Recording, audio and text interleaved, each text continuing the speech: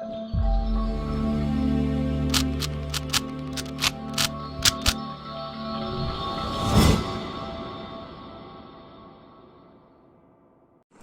guys, welcome to Viva Classes. I hope you like my videos. If you like my videos, please like, share and subscribe our channel.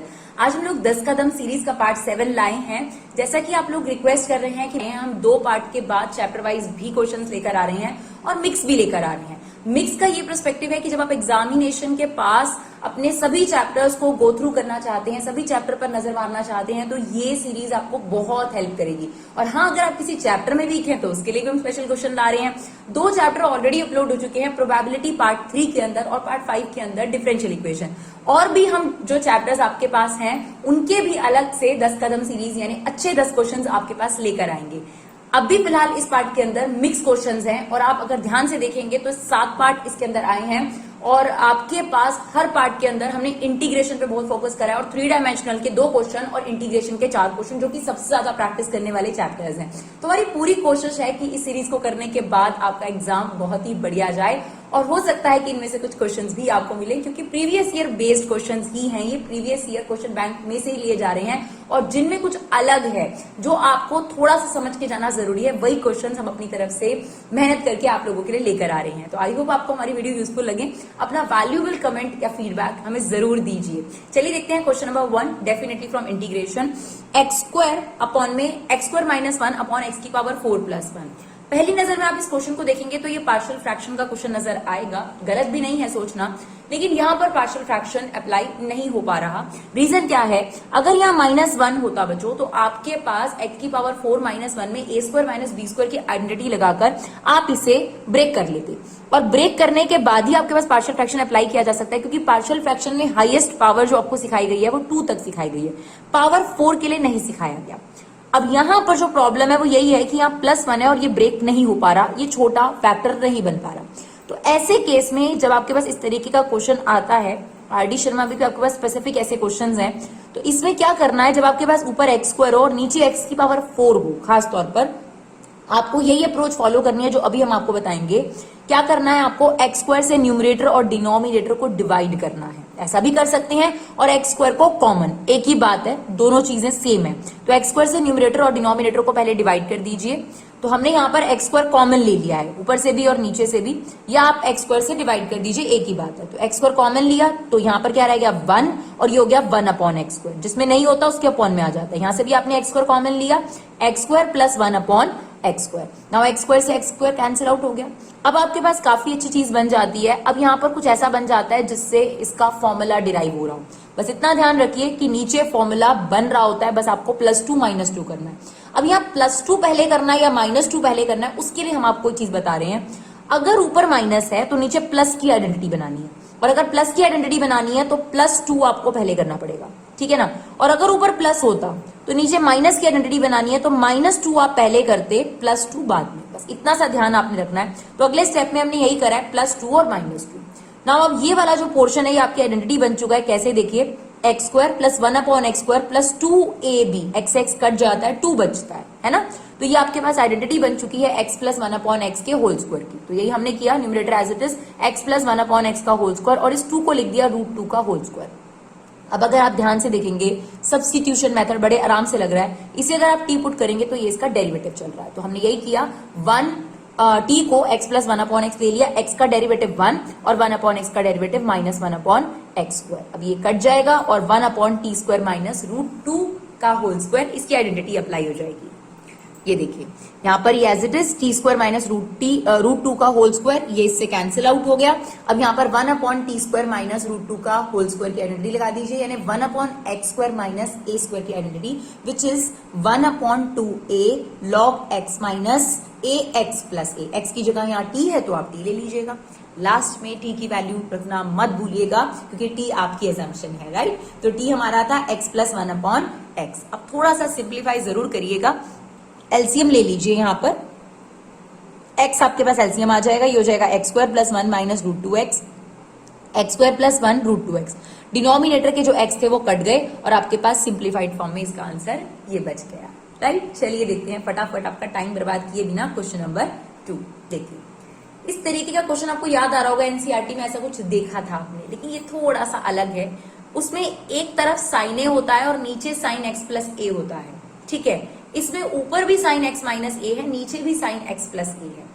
तो ये question वैसा सा ही है, concept भी कुछ वैसा सा ही लगेगा, लेकिन थोड़ा सा डिफरेंट क्वेश्चन है और ये एग्जाम में आया हुआ है आपके प्रीवियस ईयर पेपर्स में। चलिए इसमें क्या किया जाएगा, देखिए अगर आपको डिनोमिनेटर जैसा इसको बनाना है तो यहाँ पे प्लस ए होना चाहिए, तो बस आप यही करेंगे, अंदर ही अंदर इसमें प्लस ए और माइनस ए करेंगे सो दैट ये डिनोमिनेटर जैसा एंगल बन जाए। तो हमने यही किया, देखिए माइनस ए पहले से ही था, माइनस ए प्लस ए ये हमने किया है, कैंसिल आउट इफेक्ट। अब हमें इन दोनों को पेयरिंग करनी है, तो एक्स प्लस ए को साथ ले लिया हमने और माइनस ए हो गया माइनस 2a। बस अब आपने इस पूरे को a ले लेना है और इस पूरे को b ले लेना है, और यहाँ पर साइन a माइनस b की क्या लगा देनी है, आइडेंटिटी। क्या होती है साइन a माइनस b की आइडेंटिटी, याद करिए, it's sine a cos b minus cos a sine b। Denominator as it is, यहाँ पर हम अपनी आइडेंटिटी अप्लाई करेंगे अब, ठीक है जी। ये देखिए पेयरिंग कर दी, अब हमने आइडेंटिटी लगा दी, sine a cos b minus cos b sine a, sine a cos b minus cos a sine b, right. Upon में ये चल ही रहा था, बस अब आप दिस अपॉन दिस कर दीजिए, फर्स्ट एक्सरसाइज पे आ जाया करिए अगर आपके पास डिनोमिनेटर न्यूमरेटर अगर बड़ा हो जाए। जब आप इसके अपॉन में इसको करेंगे, साइन एक्स प्लस ए से साइन एक्स प्लस ए कट जाएगा, क्या बचेगा, कॉस 2a ओनली। जब आप दिस अपॉन दिस करेंगे तो cos x plus a upon sine x plus a cot x plus a हो जाएगा और sine 2a as it is. Remember this things, only x is variable, बाकी सब आपके लिए कांस्टेंट है, तो ए भी आपके लिए कांस्टेंट है। बस इसी चीज को ध्यान रखना है, कॉस का इंटीग्रेशन साइन मत ले लीजिएगा प्लीज, इट्स अ कांस्टेंट। तो cos 2a as it is यहाँ रह जाएगा 1 का इंटीग्रेशन एक्स के रिस्पेक्ट में एक्स होता है, राइट।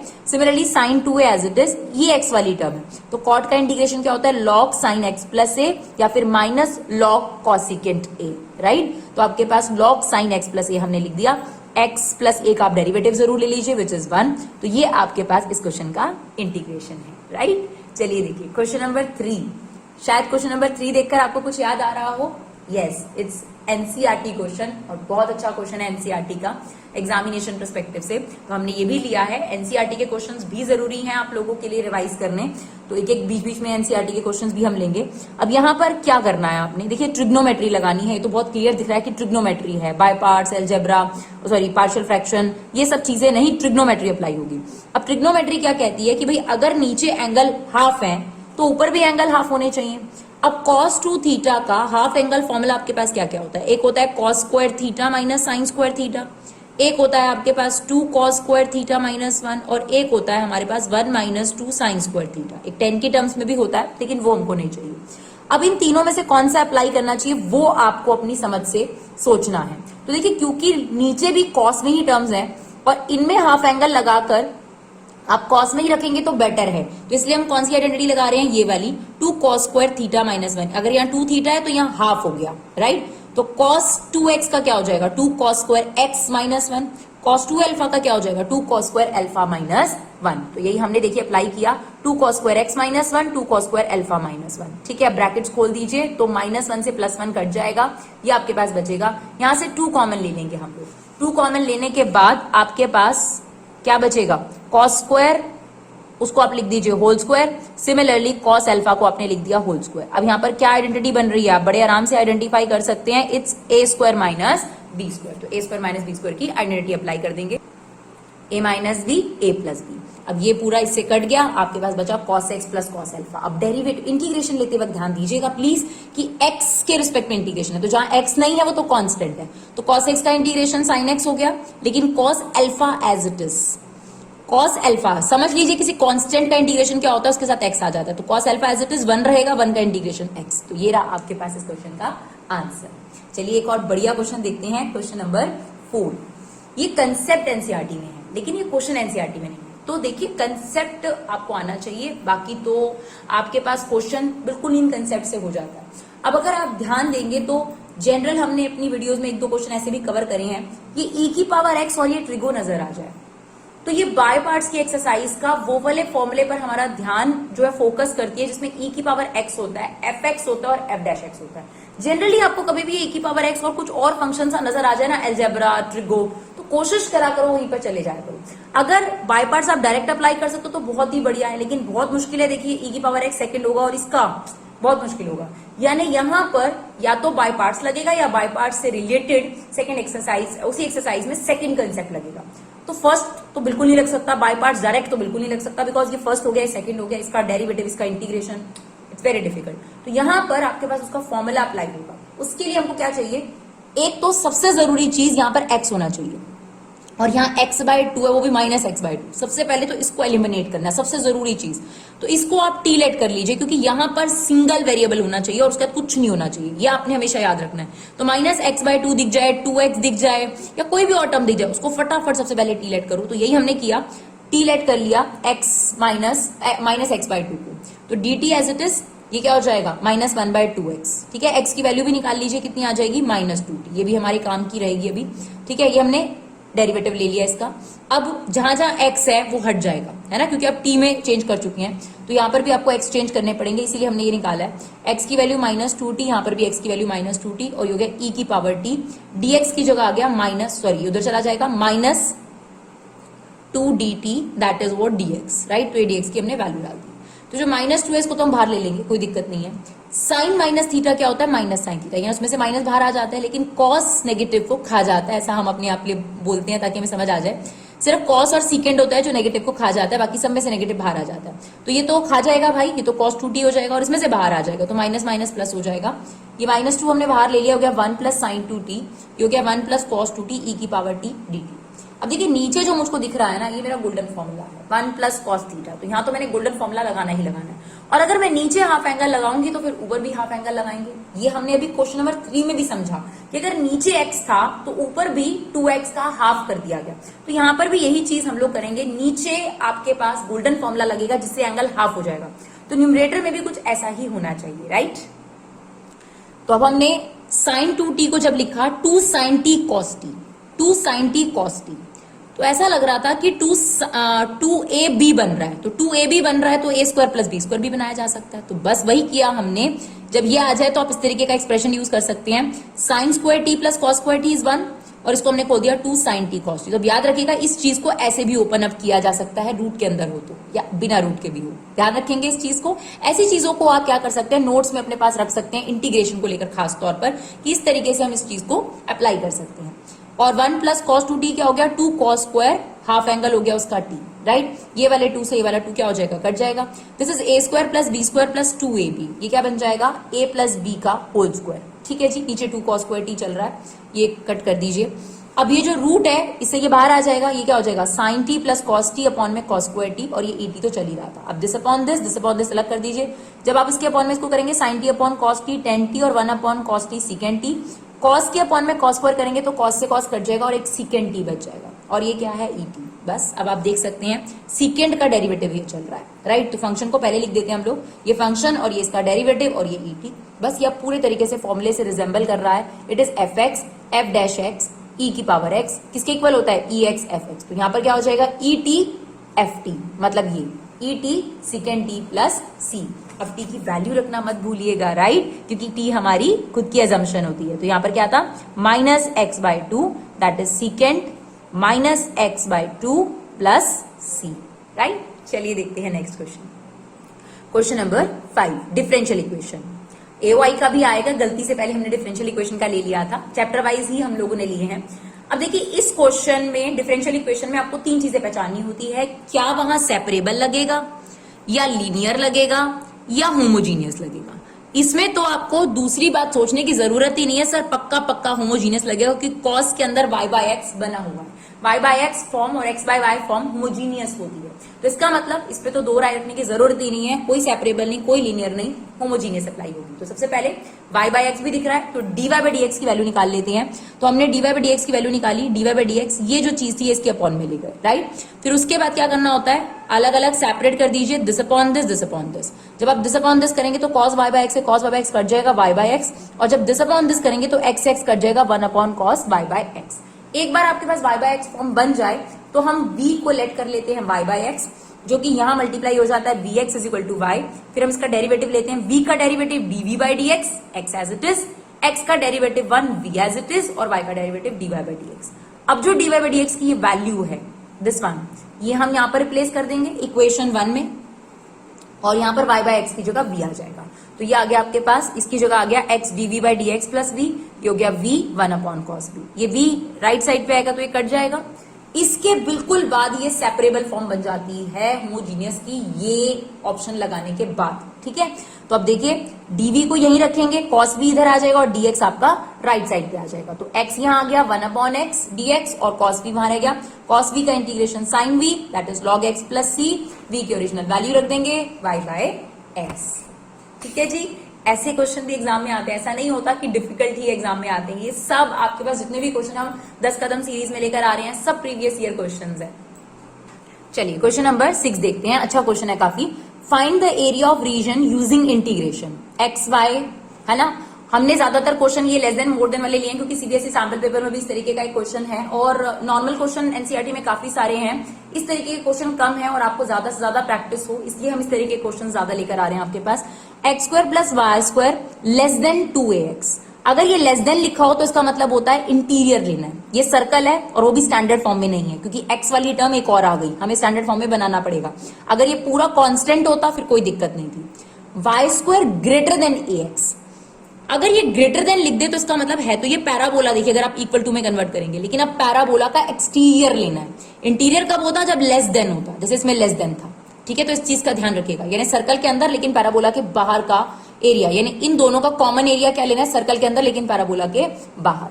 तो चलिए ये हमारे पास सर्कल की इक्वेशन है, x square plus y square is equal to 2ax और ये हमारा y square is equal to ax वाला पैराबोला।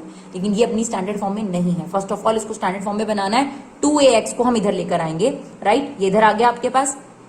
ये हमने यहाँ पर बताया कि अगर ग्रेटर देन लिखा हो तो एक्सटीरियर होता है और लेस देन लिखा हो तो इंटीरियर होता है। क्लियर। अब आप देखिए x square minus 2ax plus y square, अब इसको कंप्लीटिंग स्क्वायर बनाने के लिए इसका कंप्लीटिंग स्क्वायर बनेगा। क्या होता है, इसका कोफिशिएंट 1 होना चाहिए जो कि है, फिर हाफ ऑफ b का होल स्क्वायर, b क्या होता है x का कोफिशिएंट यानी 2a, तो हाफ ऑफ 2a क्या बनेगा a, इग्नोरिंग द साइन, तो हाफ ऑफ 2a इसका हाफ कीजिए, a बन गया, a का स्क्वायर इसके बाद ऐड कर दीजिए, माइनस करने की बजाय आपने राइट साइड पे लिख दिया, एक ही बात है ना, कैंसिल आउट इफेक्ट ही है इसका। ठीक है, क्योंकि वहां पर हमको रेडियस नहीं नजर आ रही थी और बिना रेडियस का सर्कल कैसे हो सकता है, तो हमने a स्क्वायर यहाँ पे प्लस किया और राइट साइड पे प्लस कर दिया। नाउ ये आपके पास फॉर्मूला बन चुका है किसका, a square plus b square minus 2ab, तो ये बन गया x माइनस a का होल स्क्वायर और ये बन गया y माइनस 0 का होल स्क्वायर और ये हो गया a स्क्वायर। अब इस सर्कल का सेंटर कितना हो गया a, 0 और इसकी रेडियस कितनी हो गई आपके पास a और ये हमारे पास पैराबोला है, राइट। तो सबसे जरूरी होता है डायग्राम बनाना, तो चलिए डायग्राम बनाना बताते हैं आपको। रेडियस कितनी थी आपके पास a, 0, तो a कहीं पर x एक्सिस पर होगा ना, a, 0 यहां ले लिया, तो यहां से लेकर यहां तक a, अब डायमीटर कितनी हो जाएगी इसकी 2a। ठीक है, तो अब हमने ये सर्कल बना दिया। क्लियर। और ये y square is equal to ax वाला पैराबोला कैसा बनता है, राइटवर्ड पैराबोला, ये आपका बन गया rightward parabola, y square is equal to ax। Generally आपको आदत है इस एरिया को शेड करने की, बट यही इस क्वेश्चन को हमने खास तौर पे लिया है। इसने बोला है सर्कल का इंटीरियर लेकिन पैराबोला का बाहर, यानी पैराबोला के अंदर का एरिया नहीं लेना। अभी हमने आपको बताया अगर ग्रेटर देन लिखा होगा तो एक्सटीरियर और अगर वाई स्क्वायर का लेस देन लिखा होगा तो इंटीरियर, लेकिन यहाँ पे ग्रेटर देन है तो इसका मतलब पैराबोला के बाहर और सर्कल के अंदर का एरिया, इसका मतलब this is your required area in this question, right. ये आपके पास है। और जो इंटरसेक्शन पॉइंट है ये थोड़ा सा हमने रफ फिगर बनाया है, वैसे ही इंटरसेक्शन पॉइंट यही आएगा आपके पास A। और आप देखेंगे जितने भी क्वेश्चन होते हैं उसमें हम इंटरसेक्शन पॉइंट निकालते हैं, तो आप निकाल सकते हैं। इन दोनों का इंटरसेक्शन पॉइंट निकालने के लिए क्या करेंगे, इसकी वैल्यू यहां डाल दीजिए, वाई स्क्वायर की वैल्यू ax, राइट। तो ये ax वहां जाके माइनस हो जाएगा 2ax में से, आप देखिए ये इसमें वैल्यू पुट कर देंगे हम लोग, x square plus ax is equal to 2ax। Now x square is equal to ax, x x cut गया, एक्स की वैल्यू कितनी आ गई, a आ गई, या एक्स एक्स मत काटिए, ये देखिए x square minus ax is equal to 0, x common आ गया, तो एक x की वैल्यू 0 आ रही है और एक x की वैल्यू a आ रही है, राइट। अब अगर आप x की वैल्यू यहाँ 0 रखते हैं तो y की वैल्यू 0 आ रही है, यानी एक इंटरसेक्शन पॉइंट 0, है। और अगर आप x की वैल्यू a रखते हैं तो a स्क्वायर का रूट कितना आएगा, वही प्लस माइनस a, ठीक है ना, प्लस माइनस a। तो इसका मतलब एक पॉइंट हो गया a, और एक पॉइंट हो गया a, माइनस a। तो जो इंटरसेक्शन पॉइंट है वो a, ही है। तो इंटरसेक्शन पॉइंट हमको जरूर चाहिए होता है, ठीक है। तो हमारे पास यहाँ पर इंटरसेक्शन पॉइंट क्या आ गया आपके पास, दिस वन। ठीक है, तो ये हमारा रिक्वायर्ड एरिया जो हमने शेड करा है। कैसे निकालेंगे रिक्वायर्ड एरिया? सबसे जरूरी होता है फिगर बनाना, उसके बाद मुश्किल नहीं होता। क्या होगा?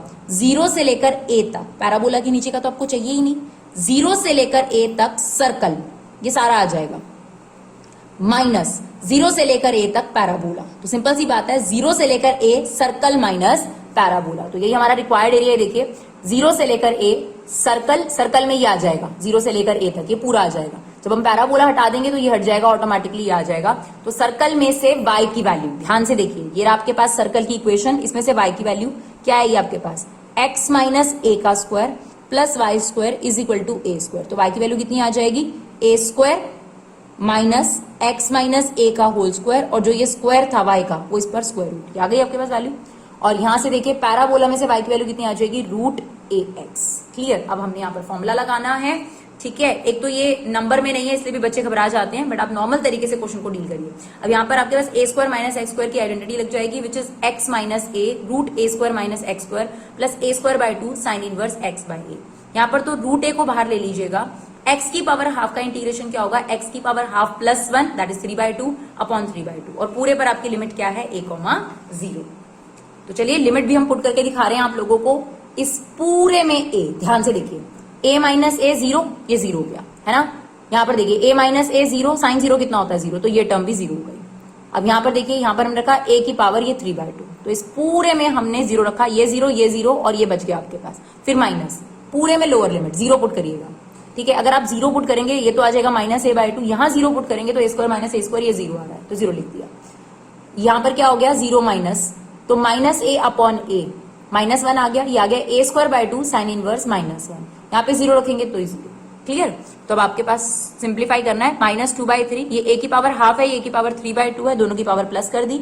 ये देखिए अब साइन इनवर्स में से नेगेटिव बाहर आएगा, माइनस आया और ये भी माइनस आया, तो माइनस माइनस क्या हो गया आपके पास? Plus a square by 2 sine inverse 1, sine inverse 1 कब होता है? π/2 पर। ये पॉजिटिव था इसलिए इसको आगे लिख दिया और ये हमने पीछे लिख दिया। ये आ गया था a की power 4/2 which is a square, तो a स्क्वायर कॉमन ले लीजिए, ये आपके पास रिक्वायर्ड एरिया आ गया। चलिए देखते हैं नेक्स्ट क्वेश्चन।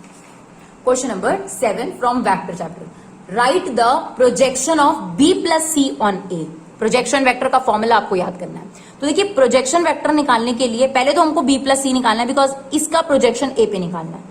तो हमने इस तरीके से बताया कि कभी भी किसी वेक्टर का प्रोजेक्शन निकालना हो तो वो वेक्टर डॉट जो सेकंड वाला है उसका यूनिट वेक्टर, राइट। तो सबसे पहले तो b प्लस सी वेक्टर निकाल लेते हैं। तो b प्लस सी बहुत ईजी है, आई वाला आई में प्लस करिए 3i, ये कितना हो जाएगा? माइनस j प्लस 2j कितना हो जाएगा? j minus 2k plus 4k कितना हो जाएगा? 2k। ये आ गया r वेक्टर।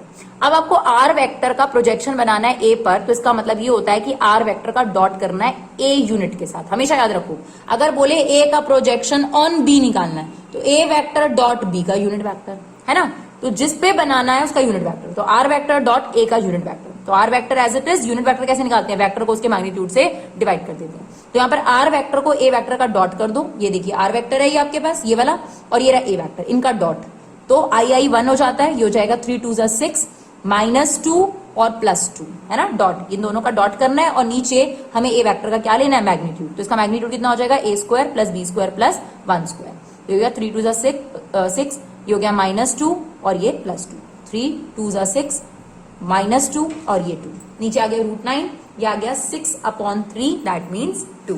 क्लियर? चलिए देखते हैं नेक्स्ट क्वेश्चन, 3 डायमेंशनल ज्योमेट्री का। Question number 8, the Cartesian equation of the line are 6x minus 2 is equal to 3y plus 1 is equal to 2z minus 2, find the direction cosines. Direction cosines क्या होते हैं? LMN है ना, और उनके बीच में क्या रिलेशनशिप होता है? l square plus m square plus n square is equal to 1। और डायरेक्शन रेशियोज क्या होते हैं? ABC। जब आपके पास लाइन को स्टैंडर्ड फॉर्म में लिखा होता है तो ABC गिवन होता है, लेकिन जब आप उसको यूनिट वेक्टर में कन्वर्ट कर लेते हैं तो डायरेक्शन कोसाइंस आ जाते हैं। तो इसने कहा find the direction cosines of the line. तो इन जनरल क्वेश्चन में हमको डायरेक्शन रेशो मिलते हैं, हमें डायरेक्शन कोसाइंस निकालने हैं, ठीक है।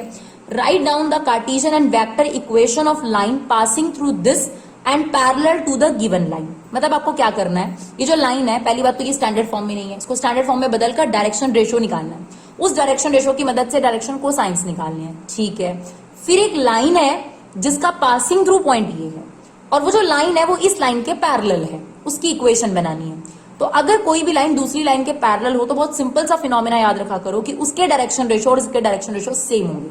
वैसे उनका रेशो सेम होता है बट आप इक्वल लेके चल सकते हो, कोई दिक्कत नहीं है, राइट। तो चलो क्वेश्चन हमारे को क्लियर है, पहले इसको स्टैंडर्ड फॉर्म में बदलना है सबसे पहले। तो ये 6 नहीं होना चाहिए, राइट। सबसे पहले हमने 6 कॉमन ले लिया, तो 6 कॉमन लेंगे तो 6 बाहर आ गया, जिसमें नहीं होता उसके अपॉन में आ जाता है। इसमें से 3 बाहर लीजिए क्योंकि इनका कोफिशिएंट 1 होना चाहिए, तो ये आ गया 1/2। इसमें से 2 बाहर ले लेंगे z-1। अब ये जो 6, 3, 2 है यहां नहीं होना चाहिए था, डिनोमिनेटर में होना चाहिए था, राइट। तो अब हम क्या करेंगे, 6, 3, 2 का एलसीएम क्या होता है 6, उससे थ्रू आउट डिवाइड कर देंगे। तो हमने लिखा डिवाइड बाय 6 थ्रू आउट, तो 6 से डिवाइड कर दीजिए, यहां पर भी, यहां पर भी और यहां पर भी, ठीक है। तो ये हो जाएगा x माइनस 2/6 अपॉन 1, ये y प्लस 1/3 अपॉन 2 और ये आपके पास z माइनस 1/3। अभी अपनी स्टैंडर्ड फॉर्म में है x minus x1 upon a, y minus y1 upon b, z minus z1 upon c। तो आप बड़े आराम से डायरेक्शन रेशियो इस लाइन के निकाल सकते हैं। तो a b c जिनको बोलते हैं, तो डायरेक्शन रेशियोज आ गए 1 2 3। हमसे कह रहा था इस लाइन के डायरेक्शन कोसाइंस निकालो, तो पहले हम इससे वेक्टर बना लेते हैं, उस वेक्टर को यूनिट वेक्टर में कन्वर्ट कर लेते हैं। यूनिट वेक्टर के जो कोफिशिएंट्स होते हैं वो क्या होते हैं आपके पास, डायरेक्शन कोसाइंस। अब कई बच्चों को लगता है हमको ये तरीका नहीं समझ में आता, कोई बात नहीं, आप एक काम करिए, एबीसी आपको दे रखा है, आप मैग्नीट्यूड निकाल लीजिए इसका। क्या आ जाएगा मैग्नीट्यूड बताइए, 1 + 4 + 9, राइट, √14। आप सबको इस मैग्नीट्यूड से डिवाइड कर दीजिए, LMN आ गया आपके पास। क्लियर। तो हम जनरली यही सिखाते हैं कि इससे वेक्टर हमने बना लिया i 2j 3k। अब इसका मैग्नीट्यूड निकालिए √14। अब वेक्टर को, मतलब बेसिकली वेक्टर का यूनिट वेक्टर जब बदल दिया जाता है तो उसके जो कोफिशिएंट होते हैं वो LMN होते हैं। तो अब हमने इस वेक्टर को √14 से डिवाइड कर दिया, या आप डायरेक्ट भी ABC से क्या निकाल लीजिए, मैग्नीट्यूड, और इन तीनों को मैग्नीट्यूड से डिवाइड कर दीजिए। ये आ गया 1/√14, 2/√14, 3/√14। ये आ गया हमारी गिवन लाइन के डायरेक्शन कोसाइंस। तो पहला सवाल हमारा पूरा हो गया कि डायरेक्शन कोसाइंस निकालो गिवन लाइन के। उसके बाद उसने कहा था एक लाइन है जो इस लाइन के पैरेलल है, उसकी कार्टेशियन और वेक्टर दोनों फॉर्म बनानी है। तो हमारी जो रिक्वायर्ड लाइन है उसके डायरेक्शन रेशियोज क्या हो जाएंगे, जो हमारी गिवन लाइन के डायरेक्शन रेशियोज थे 1 2 3, और पॉइंट हमें दे ही रखा है। तो बस आपको फॉर्मूला पता होना चाहिए। कार्टेशियन फॉर्म क्या होती है, x minus x1 upon a, y minus y1 upon b is equal to z minus z1 upon c। तो x1 y1 की जगह ये आ जाएगा और a b c की जगह ये पुट कर दीजिए, बन गई Cartesian form. Now vector form क्या होती है, a vector plus lambda b vector. यहाँ पर a वेक्टर पॉइंट में i j के लगा दीजिए और b वेक्टर डायरेक्शन रेशियो से, तो ये बचेगा 2i minus j minus k, ये a vector, lambda b vector हो जाएगा 1i 2j 3k। तो ये था हमारा क्वेश्चन जिसमें हमसे छोटे छोटे सवाल पूछे गए थे, लेकिन ज्यादा सवाल पूछे गए थे। एक और क्वेश्चन देखते हैं 3 डायमेंशनल ज्योमेट्री का। Find the point of intersection of the given lines. तो आपको इंटरसेक्शन पॉइंट निकालना है। ऐसा क्वेश्चन भी शायद आपने देखा हो, आपने प्लेन, 2 प्लेन्स के इंटरसेक्शन से एक प्लेन तो निकाला है, एक लाइन का एक प्लेन से इंटरसेक्शन पॉइंट भी निकाला है, 2 लाइंस का इंटरसेक्शन पॉइंट कैसे निकालेंगे, ये हमने इस क्वेश्चन को अलग सा लिया है। तो ज्यादा डिफिकल्ट भी क्वेश्चंस नहीं आते, ऐसा भी नहीं होता कि पूरा पेपर ही बहुत ज्यादा आपका डिफिकल्ट आता है, कुछ क्वेश्चंस आपके पास अलग आते हैं। उसी तरीके से हम भी आपका 10 कदम सीरीज ला रहे हैं, क्योंकि आपके पेपर में 14 क्वेश्चंस आने हैं। तो आप भी बिल्कुल यही आइडिया लगा के चलिए, 10-12 क्वेश्चंस का हिसाब ही हम लोग वही लेकर आ रहे हैं, चैप्टर्स के हिसाब से अच्छे क्वेश्चंस। ठीक है, तो चलिए क्या निकालना है हमें, इन दोनों लाइन्स का इंटरसेक्शन पॉइंट। तो सबसे पहले हम इन दोनों का जर्नल पॉइंट निकालेंगे। कैसे निकाला जाता है, इनको लैम्डा के इक्वल इक्वेट कर दीजिए।